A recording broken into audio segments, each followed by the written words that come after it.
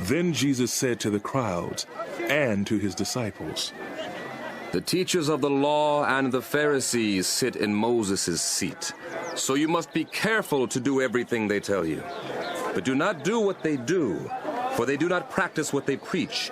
They tie up heavy, cumbersome loads and put them on other people's shoulders, but they themselves are not willing to lift a finger to move them. Everything they do is done for people to see. They make their phylacteries wide and the tassels on their garments long.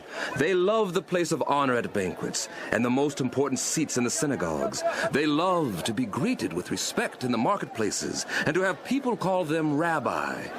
But you are not to be called rabbi, for you have only one master and you are all brothers. And do not call anyone on earth father, for you have one Father, and he is in heaven. Nor are you to be called teacher, for you have one teacher, the Messiah. The greatest among you will be your servant, for those who exalt themselves will be humbled, and those who humble themselves will be exalted. Woe to you, teachers of the law and Pharisees, you hypocrites! You shut the door of the kingdom of heaven in people's faces. You yourselves do not enter, nor will you let those enter who are trying to. Woe to you, teachers of the law and Pharisees, you hypocrites! You travel over land and sea to win a single convert, and then you make that convert twice as much a child of hell as you are. Woe to you, blind guides! You say, if anyone swears by the temple, it means nothing. But whoever swears by the gold of the temple is bound by the oath. You blind fools! Which is greater, the gold or the temple that makes the gold sacred?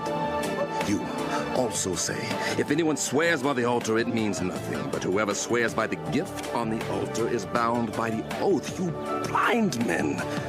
Which is greater, the gift or the altar that makes the gift sacred?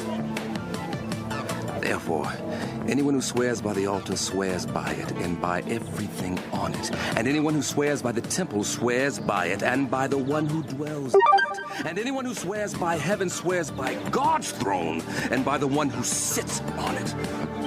Woe to you, teachers of the law and Pharisees, you hypocrites! You give a tenth of your spices, mint, dill, and cumin, but you have neglected the more important matters of the law: justice, mercy, and faithfulness. You should have practiced the latter without neglecting the former. You blind guides, you strain out a gnat, but swallow a camel. Woe to you, teachers of the law and Pharisees, you hypocrites! You clean the outside of the cup and dish, but inside they are full of greed and self-indulgent.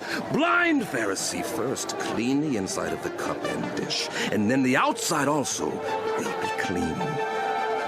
Woe to you, teachers of the law and Pharisees, you hypocrites! You are like whitewashed tombs, which look beautiful on the outside, but on the inside are full of the bones of the dead and everything unclean. In the same way, on the outside you appear to people as righteous, but on the inside you are full of hypocrisy and wickedness. Woe to you, teachers of the law and Pharisees, you hypocrites! You build tombs for the prophets and decorate the graves of the righteous.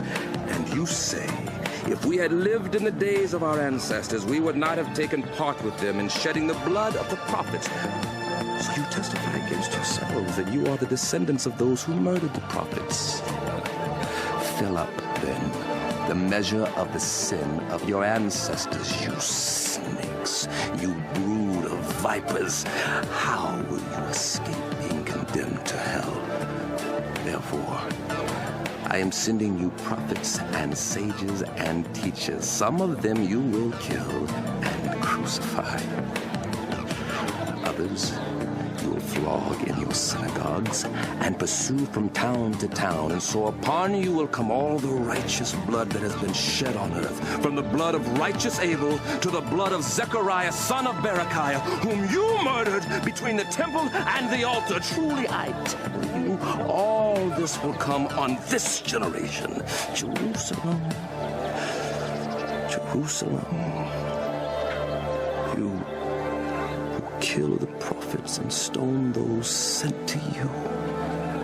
How often I have longed to gather your children together, as a hen gathers her chicks under her wings, and you were not willing.